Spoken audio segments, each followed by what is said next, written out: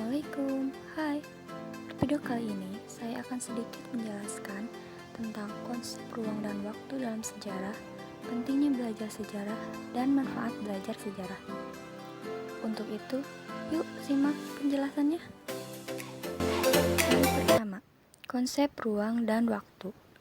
Konsep ruang. Ruang ataupun dimensi spasial adalah suatu tempat di mana terjadinya berbagai peristiwa alam ataupun peristiwa sosial serta peristiwa sejarah dalam proses perjalanan waktu. Konsep waktu. Waktu ataupun dimensi temporal mempunyai dua makna, ialah makna denotatif dan konotatif. Makna waktu secara denotatif ialah suatu kesatuan di mana detik, menit, jam, hari, minggu, bulan, tahun, abad, dan seterusnya. Masa lampau ialah sebuah masa di mana sudah terlewati. Tetapi, masa lampau bukan merupakan sebuah masa yang final ataupun berhenti. Masa lampau bersifat terbuka serta berkesinambungan, di mana apa yang terjadi di masa lampau bisa dijadikan gambaran bagi kita untuk bertindak di masa yang akan datang ataupun sekarang. Selanjutnya, pentingnya belajar sejarah. Nah, menurut kalian penting gak sih pelajaran sejarah? Yaitu pelajaran wajib di sekolah. Sejarawan dunia Herodotus mengatakan, Historia Magistra Vitae, sejarah adalah guru kehidupan. Demikian bunyi pepatah Latin yang secara eksplisit mengemukakan tentang pentingnya keberadaan sejarah. Di sisi lain, Presiden pertama Republik Indonesia, Soekarno, secara tegas mengatakan, "Never leave history." Jangan sekali-sekali meninggalkan sejarah. Kedua pernyataan tersebut pada dasarnya memperlihatkan betapa penting dan strategisnya keberadaan sejarah dalam kehidupan manusia. Selanjutnya, manfaat belajar sejarah. Pertama, sejarah sebagai pengingat. Semua rekam jejak kehidupan manusia yang berkaitan dengan kehidupan masa lalu, baik buruknya, tentu sejarahlah yang mengingatkan kita. Banyak peristiwa kelam yang dihadapi bangsa Indonesia.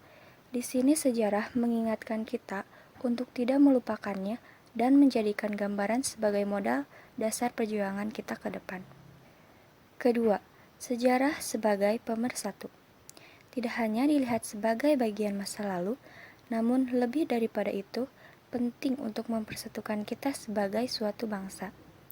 Konsepnya, kita sebagai bangsa pernah dijajah dan kita bersatu mempertahankan kedaulatan. Dan oleh karena kekuatan itu, kita telah bersatu membentuk sebuah negara yang multikultur baik dari segi agama, budaya, dan suku. Tidak ada perdebatan saat itu tentang perbedaan karena kita memang senasib sepenanggungan. Ketiga, sejarah sebagai penyemangat. Sejarah pada prinsipnya memberi pengertian utama bagi keberlangsungan manusia.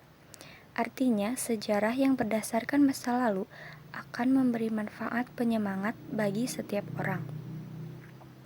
Belajarlah dari sejarah. Merupakan semangat bangsa Indonesia dalam memahami masa lalu sebagai bagian dari menata masa depan. Orang yang dalam hidupnya pernah melakukan kesalahan tentu tidak akan mengulanginya lagi, karena patokannya adalah pada sejarah. Yang keempat, menjadikannya sebuah inspirasi. Dengan perjuangan-perjuangan, kehebatan tokoh-tokoh di masa lalu, kita bisa mengambil inspirasi, misalnya untuk bisa menjadi pemimpin, ataupun masuknya Islam ke Indonesia, yaitu dengan cara yang damai. Bisa kita jadikan untuk sumber inspirasi untuk kehidupan sekarang.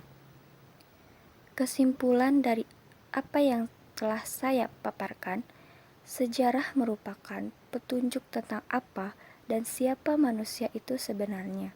Sejarah adalah pengalaman manusia dan ingatan manusia yang diceritakan.